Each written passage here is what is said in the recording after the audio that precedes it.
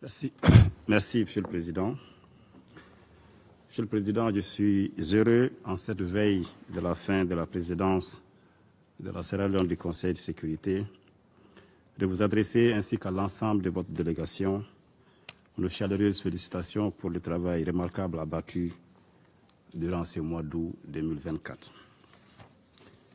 Le Mali a demandé à participer à cette réunion essentiellement pour partager ses vives préoccupations face aux implications et aux conséquences de la fourniture des armes à l'Ukraine sur nos pays, sur nos populations, loin de la ligne de front entre la Russie et l'Ukraine. Comme vous le savez, depuis l'éclatement de la crise entre la Russie et l'Ukraine, le gouvernement du Mali a adopté une position de neutralité. Cependant, nous sommes de plus en plus préoccupés de voir que cette crise se transporte progressivement vers des régions loin du front, comme nous avons pu le constater le mois de juillet dernier au Mali, donc au Sahel, en Afrique.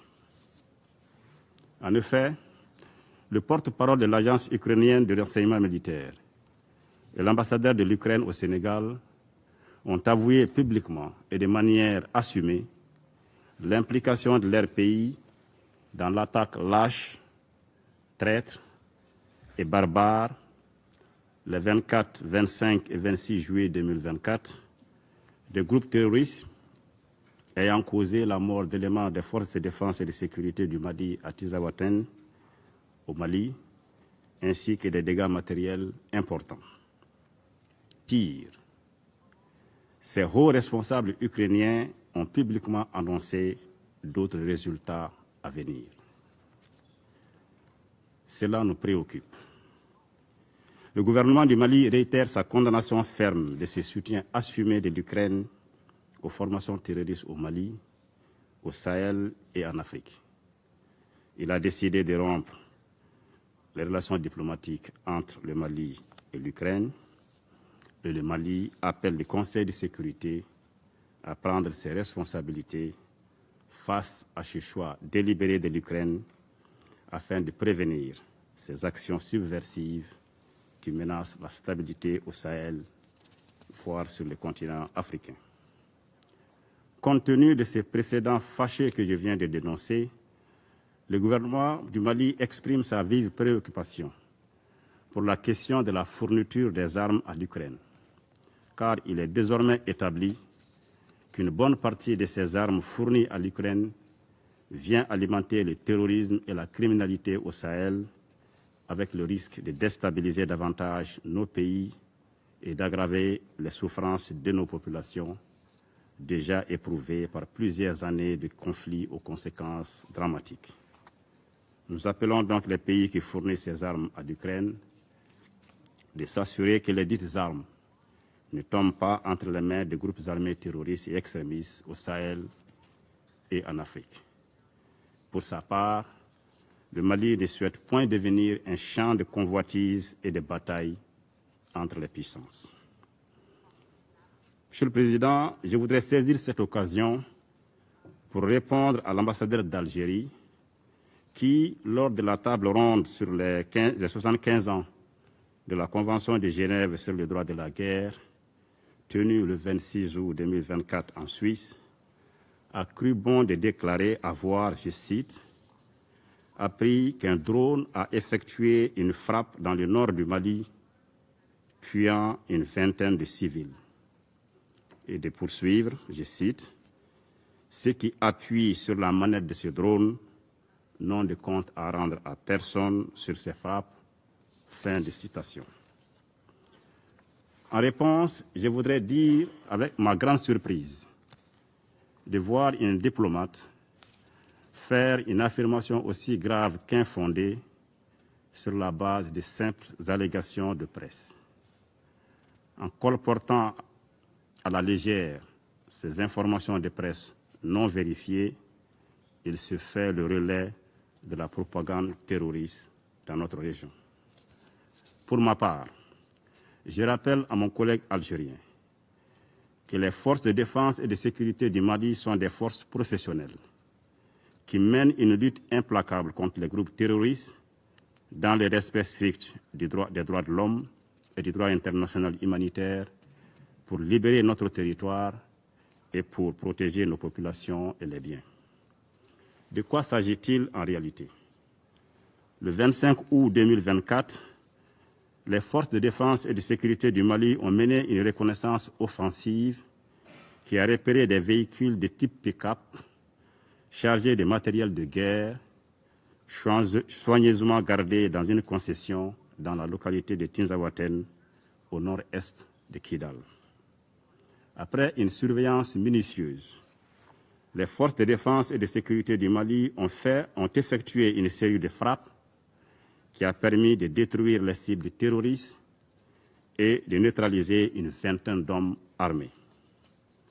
Comme vous pouvez le constater, Monsieur l'ambassadeur d'Algérie, cher ami Amar, il s'agit bien des terroristes que les forces du Mali ont neutralisés le 25 août et non des civils.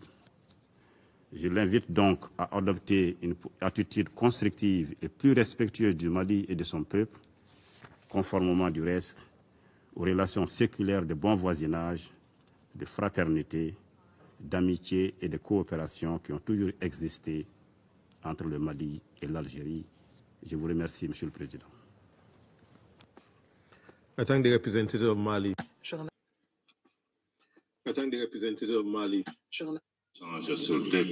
Voilà l'excellent travail abattu à l'ONU par son Excellence l'ambassadeur Issa Konfourou, représentant permanent de la République du Mali. Maintenant, notre analyse de ce premier élément que je vous ai fait écouter. Cet élément, l'intervention du représentant du Mali, est construite d'une manière logique et imparable. C'est une démonstration scientifique. C'est une démonstration logico-expérimentale. De telle façon que celui qui possède les éléments mis en mouvement dans le discours de l'ambassadeur Issa Konfourou ne peut pas lui reprocher les conclusions qu'il tire à partir des prémices qu'il nous a données. Quelles sont les prémices, c'est-à-dire les éléments de départ qui constituent le raisonnement de l'ambassadeur Issa Konfourou? Premièrement, le premier élément est offert par l'Ukraine elle-même. Les responsables officiels ukrainiens, dont l'ambassadeur d'Ukraine à Dakar, ont revendiqué la participation active de l'Ukraine aux côtés des organisations terroristes à l'attaque de la ville de Tinzaouaten au Mali. Cette pièce à conviction est incontestable et d'ailleurs, il n'y a personne au monde, jusqu'à cet instant, depuis le mois de juillet, qui ait osé contester que l'Ukraine a véritablement et officiellement, publiquement revendiqué sa participation à l'agression terroriste de Tinzaouaten. Une fois que ce fait est posé, l'ambassadeur Issa Konfourou, au nom du Mali, engage la deuxième prémisse de son raisonnement. Or, on sait très bien que l'Ukraine est par ailleurs en guerre avec la Russie et que dans le cadre de cette guerre, l'Ukraine reçoit du soutien en armes. Ça aussi, c'est un deuxième fait.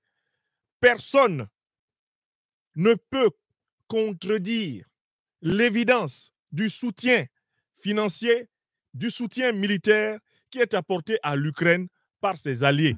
Et personne ne peut contester que les principaux alliés de l'Ukraine sont de l'Union européenne et de l'OTAN. Pour l'illustrer d'une manière incontestable, moi, je suis allé chercher des informations que je vais vous rappeler. Je suis allé chercher sur le site Statista deux types d'informations.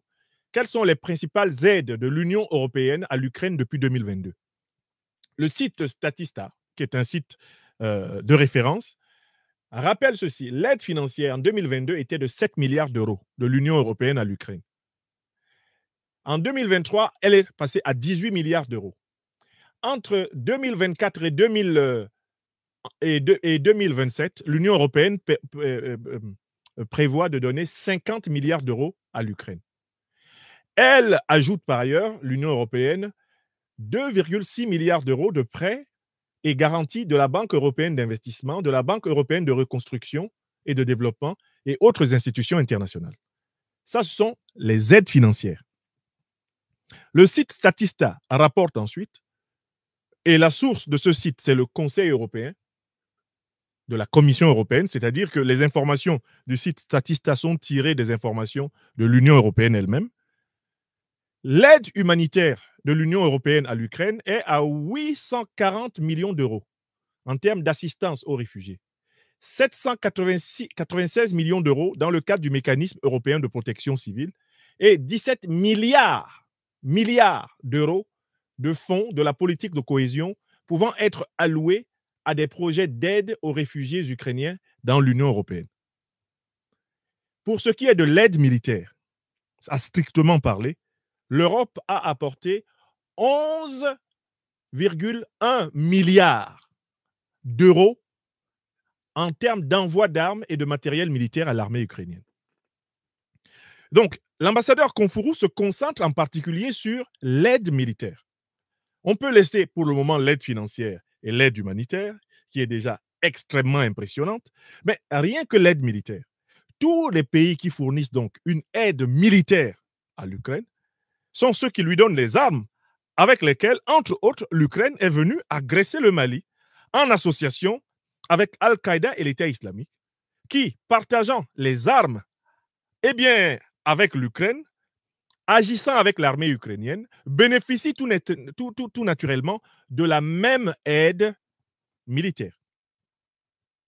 Autrement dit, le raisonnement de l'ambassadeur Issa Confuru consiste à dire, puisque vous aidez militairement l'Ukraine et que l'Ukraine aide militairement les organisations terroristes, il s'ensuit de manière incontestable que l'aide militaire de l'Union européenne à l'Ukraine est une aide qui atterrit, entre autres, dans les mains des organisations terroristes avec lesquelles l'Ukraine opère au Sahel.